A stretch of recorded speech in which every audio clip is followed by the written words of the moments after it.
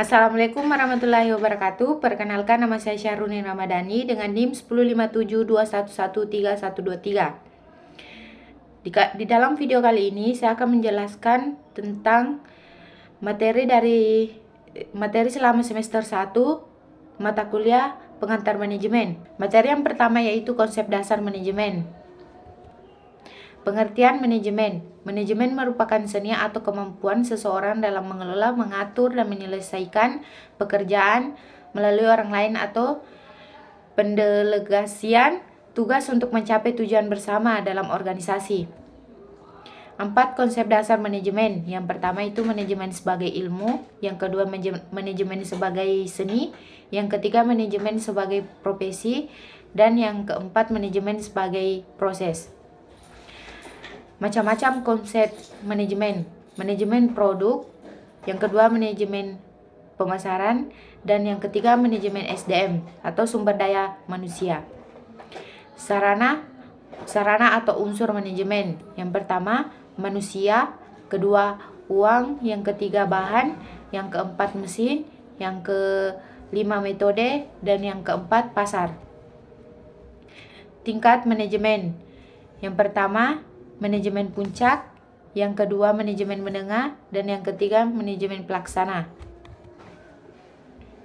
Fungsi manajemen. Yang pertama perencanaan, yang kedua pengorganisasian, yang ketiga pelaksanaan, dan yang keempat pengawasan.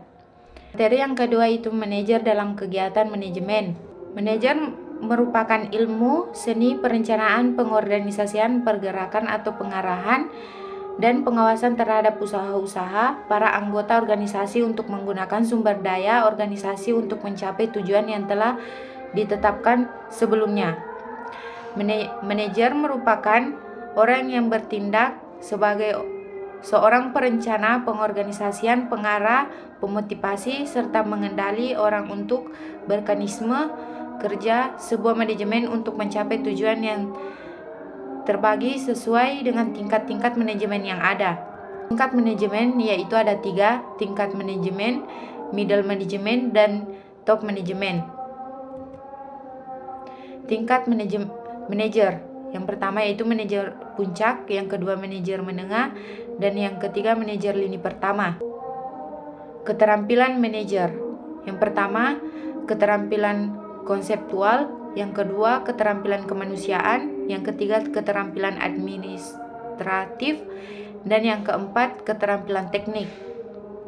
Fungsi-fungsi manajemen. Yang pertama manajemen perencanaan atau planning, yang kedua fungsi pengorganisasian, yang ketiga fungsi pergerakan atau pengarahan, dan yang keempat fungsi pengawasan. Materi yang ketiga yaitu perkembangan ilmu manajemen. Pengertian ilmu manajemen. Manajemen adalah suatu ilmu juga seni untuk membuat orang lain mau dan bersedia bekerja untuk mencapai tujuan yang telah dirumuskan bersama. Oleh sebab itu, manajemen memerlukan konsep dasar, pengetahuan, kemampuan untuk menganalisis situasi, kondisi, sumber daya manusia yang ada, dan memikir cara yang tepat untuk melaksanakan kegiatan yang saling berkaitan untuk mencapai tujuan. Pemikiran ilmu manajemen yaitu yang pertama aliran manajemen klasik, yang kedua aliran manajemen hubungan manusiawi, yang ketiga aliran manajemen modern. Tokoh-tokoh dalam perkembangan ilmu manajemen. Yang pertama itu Robert Owen tahun 1771 sampai 1858, dan yang ketiga Charles Babbage. Materi yang keempat yaitu lingkungan budaya organisasi. Pengertian lingkungan organisasi dan budaya organisasi.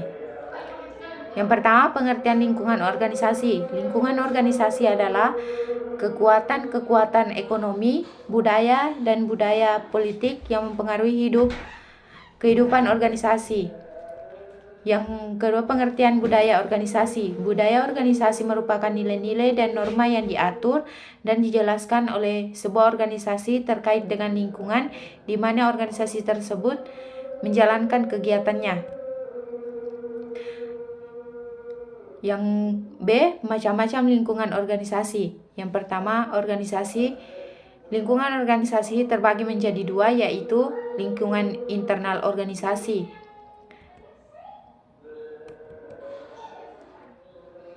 Yang pertama, pemilik organisasi atau owner. Yang kedua, tim manajemen. Yang ketiga, para anggota dan para pekerja. Yang keempat, lingkungan fisik organisasi. Yang kedua, lingkungan internal organisasi. Yang pertama, pelanggan atau customer. Yang kedua, pesaing. Yang ketiga, pemasok. Dan yang keempat, partner strategis. Yang termasuk makro perusahaan adalah regulator, pemerintahan. Materi yang kelima yaitu tanggung jawab sosial dan etika manajemen. Tanggung jawab sosial. Tanggung jawab sosial adalah kewajiban moral dan etis suatu individu atau kelompok untuk berpartisipasi dalam masyarakat dan memenuhi kebutuhan dan harapan masyarakat. Macam-macam tanggung jawab sosial. Yang pertama yaitu tanggung jawab lingkungan, yang kedua tanggung jawab ekonomi, yang ketiga tanggung jawab keadilan sosial, dan yang keempat tanggung jawab karyawan, yang kelima tanggung jawab konsum, dan yang keenam tanggung jawab etika. Kepentingan tanggung jawab sosial. Yang pertama yaitu bisa membangun masyarakat yang lebih adil dan merata. Yang kedua, mencegah ketidaksetaraan dan konflik sosial. Yang ketiga, mendorong pertumbuhan ekonomi yang inklusif. Yang keempat, menjaga kelestarian lingkungan hidup. Yang kelima, meningkatkan kesejahteraan individu dan masyarakat secara keseluruhan. Cara mengembangkan rasa tanggung jawab sosial. Yang pertama, terlibat dalam aktivitas sukarela atau organisasi nirlaba. Yang kedua, menghargai hak dan kebebasan orang lain. Yang ketiga, berkomunikasi dengan orang lain dengan empati dan mengerti. Yang keempat, mengambil bagian dalam proses demokrasi dan politik lokal. Yang kelima, praktikkan prinsip-prinsip etika dalam kehidupan sehari-hari. Pengertian etika manajemen. Etika manajemen adalah prinsip-prinsip moral dan pengertian etika manajemen. Etika manajemen adalah prinsip-prinsip moral dan standar perilaku yang membimbing tindakan dan keputusan manajerial dalam sebuah organisasi.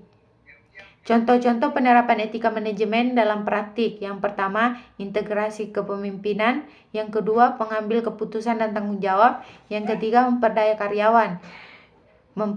Pemberdayaan karyawan. Yang keempat, keadilan dan pengajian dan kebijakan karyawan. Yang kelima, tanggung jawab lingkungan. Yang keenam, transparansi dalam komunikasi. Pentingnya etika manajemen. Alasan mengapa etika manajemen itu sangat penting adalah: yang pertama, kepercayaan dan reputasi. Yang kedua, kepuasan karyawan. Yang ketiga, kepatuhan dan keamanan hukum. Yang keempat, kesejahteraan masyarakat dan lingkungan. Yang kelima, stabilitas dalam kehandalan. Materi yang keenam yaitu fungsi perencanaan dan pengambilan keputusan. Perencanaan dalam manajemen. Perencanaan adalah sebuah proses yang dimulai dari penetapan tujuan organisasi, penentuan strategi untuk mencapai tujuan organisasi tersebut secara menyeluruh, serta merumuskan sistem perencanaan yang menyeluruh untuk mengintegrasikan dan mengkoordinasikan seluruh pekerjaan organisasi hingga mencapai tujuan organisasi. Fungsi-fungsi perencanaan terbagi menjadi 4, yaitu perencanaan sebagai pengarah, yang kedua perencanaan sebagai minimalisasi ketidakpastian, yang ketiga perencanaan sebagai meminimalisasi pemborosan sumber daya, yang keempat perencanaan sebagai penetapan standar dalam pengawasan kualitas. Jenis tujuan. Tujuan strategi, yang kedua tujuan taktis, yang ketiga tujuan operasional. Peran tujuan dan rencana dalam proses perencanaan. Tujuan pada dasarnya adalah hari akhir yang diharapkan dapat diraih untuk mencapai untuk dicapai oleh individu, kelompok, atau seluruh organisasi. Rencana adalah segala bentuk konsep dan dokumentasi yang menggambarkan bagaimana tujuan akan mencapai dan bagaimana sumber daya perusahaan akan dialokasikan, menjadwal dalam proses mencapai tujuan, hingga segala hal yang terkait dengan pencapaian tujuan. Pengambilan keputusan. Keputusan pada dasarnya merupakan proses memilih suatu penyelesaian untuk beberapa alternatif yang ada. Proses pengambilan keputusan. Tahap pertama yaitu investigasi situasi. Tahap kedua penentuan alternatif solusi. Tahap ketiga penelitian alternatif. Yang keempat implementasi dan pengawalan. Dari yang kedelapan yaitu fungsi pengorganisasian dalam manajemen perusahaan. Pengertian pengorganisasian. Pengorganisasian adalah suatu kegiatan peraturan pada sumber daya manusia dan sumber daya fisik lainnya yang dimiliki perusahaan untuk menjalankan rencana yang telah ditetapkan serta menggapai tujuan bersama. Fungsi-fungsi pengorganisasian dalam manajemen. Fungsi pengorganisasian dalam manajemen adalah proses mengatur wewenang, tugas, dan tanggung jawab pada setiap individu yang berkaitan dengan perusahaan atau organisasi. Jadi, fungsi pengorganisasian tidak hanya mengatur orang, tapi juga semua sumber daya yang dimiliki oleh sebuah perusahaan. Manfaat fungsi organisasi dalam manajemen. Berikut ini beberapa fungsi pengorganisasian yang perlu dipahami. Yang pertama, membantu mempermudah koordinasi antara pihak dalam suatu kelompok. Yang kedua, bentuk membagi tugas sesuai dengan kondisi yang terjadi di perusahaan. Yang ketiga, membuat setiap bagian perusahaan mengetahui apa yang akan dilakukan dan tugas-tugasnya. Yang keempat, mempermudah pengawasan terhadap perusahaan. Yang kelima, memaksimal manfaat spesialisasi yang ada di perusahaan. Yang keenam, mengefisienkan biaya atau anggaran perusahaan. Yang ketujuh, membantu mewujudkan hubungan yang rukun antara individu. Proses jalannya fungsi organisasi. Dalam menjalankan fungsi manajemen organisasi, perusahaan perlu melakukan beberapa tahapan. Yang pertama, mengacu pada rencana dan tujuan manajemen. Yang kedua, menentukan tugas utama. Yang ketiga, membagi tugas pada individu. Yang keempat, mengalokasikan sumber daya. Yang kelima, evaluasi strategis dan pengorganisasian. Langkah-langkah organisasi yang diperlukan dalam mengorganisasikan manajemen. Harus mengetahui tujuan organisasi yang ingin dicapai. Yang kedua, menentukan kegiatan arti manajer. Harus mengetahui perumusan kegiatan-kegiatan yang akan dilakukan. Yang ketiga, mengelompokkan kegiatan ke dalam beberapa kelompok dengan dasar tujuan yang sama. Yang keempat, relatif rentan kendali. Yang keenam, penerapan perorangan, menetapkan dengan jelas tugas-tugas setiap individu, karyawan, serta tidak ada tumpang tindih jabatan. Prinsip-prinsip organisasian. Yang pertama, kekuasaan dan tanggung jawab. Yang kedua, disiplin. Yang ketiga, sentralisasi. Yang keempat, remunerasi. Yang kelima, keteraturan. Yang keenam, inisiatif. Yang ketujuh, stabilitas hubungan kerja. Dan yang kedelapan, keadilan. Baik, materi yang kesembilan yaitu manajemen sumber daya manusia. Manajemen sumber daya manusia.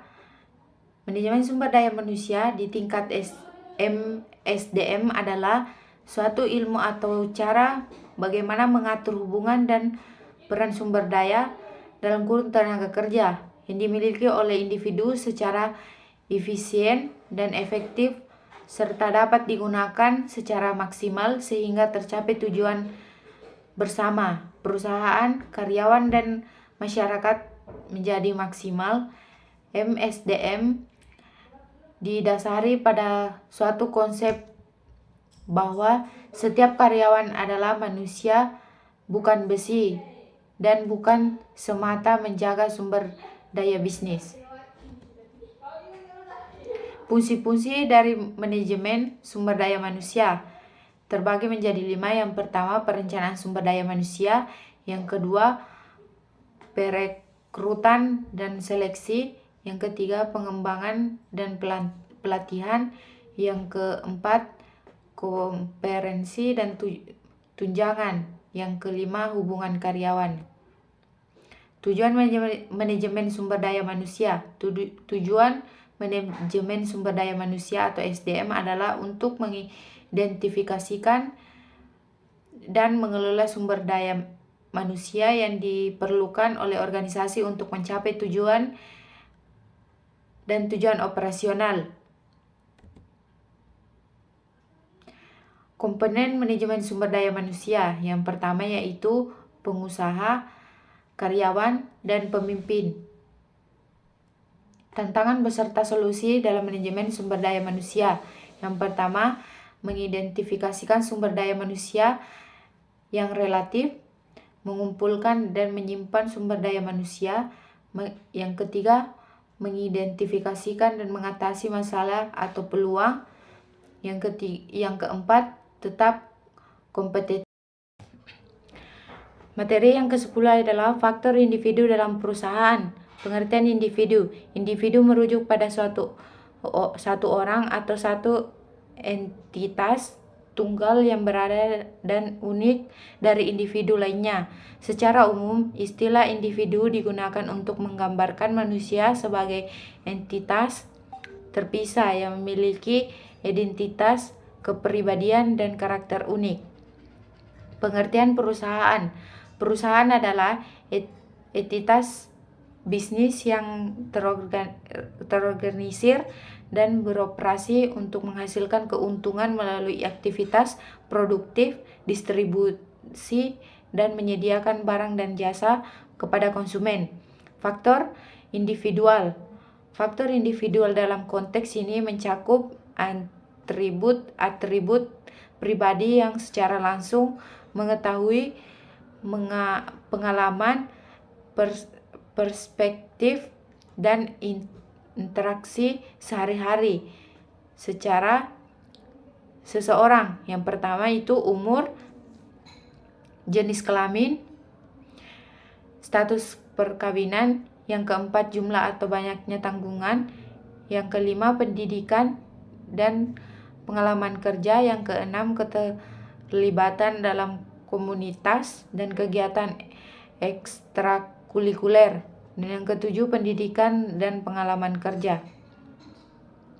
Alasan mengapa faktor individu penting dalam perusahaan. Yang pertama, meningkatkan produktivitas dan kinerja. Yang kedua, meningkatkan perusahaan kerja dan retensi karyawan. Yang ketiga, membangun budaya organisasi yang kuat. Yang keempat, meningkatkan reputasi perusahaan. Materi yang ke-11 adalah motivasi dan kepemimpinan. Pengertian motivasi. Motivasi adalah proses pemberian motif atau penggerak kepada karyawan atau anggota untuk dapat bekerja sedemikian rupa sehingga tujuan organisasi secara efisien dapat tercapai. Macam-macam motivasi. Yang pertama yaitu motivasi positif dan motivasi negatif. Pengertian kepemimpinan.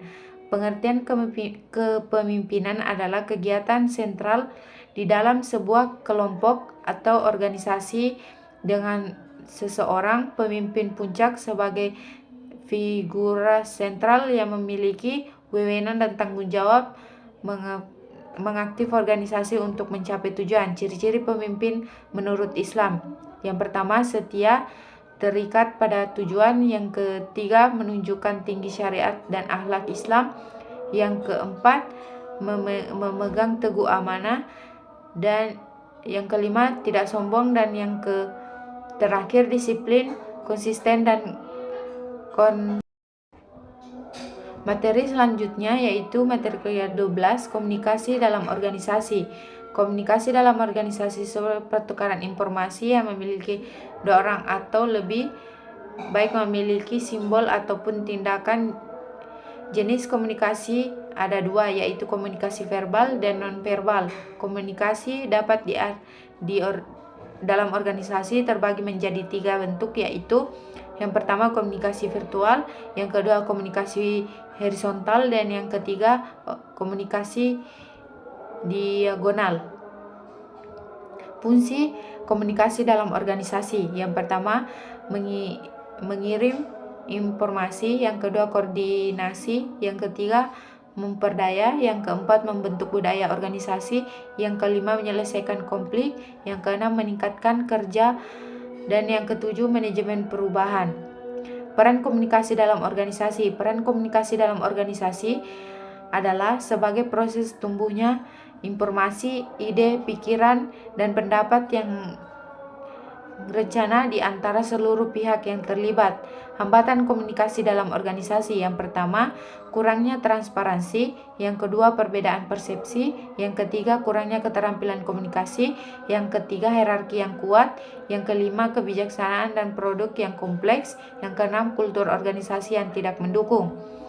Materi yang ke-13 yaitu pengawasan dan pengendalian organisasi. Pengawasan dan pengendalian organisasi adalah proses yang saling terkait dan sangat penting dalam memastikan kebersamaan organisasi. Pengawasan organisasi berfokus pada proses pengumpulan analisis data untuk mengetahui bagaimana organisasi berjalan dan apakah tujuan yang telah diterapkan yang dapat dicapai. Beberapa berikut cara untuk mengidentifikasikan masalah. Yang pertama, melakukan evaluasi kinerja. Yang kedua, komunikasi dengan pegawai. Yang ketiga, mengamati perilaku pegawai. Yang keempat, meningkatkan umpan balik dari rekan kerja. Yang kelima, melakukan analisis data. Berikut beberapa cara untuk mengambil tindakan untuk mengatasinya. Yang pertama, memberikan pelatihan dan pengembangan. Yang kedua, meningkatkan motivasi. Yang ketiga, memberikan penghargaan dan pengakuan. Yang keempat, membuat peluang komunikasi. Yang kelima, memperjelas ekspektasi kinerja. Yang keenam, memberikan bimbingan dan arahan. Yang ketujuh, membantu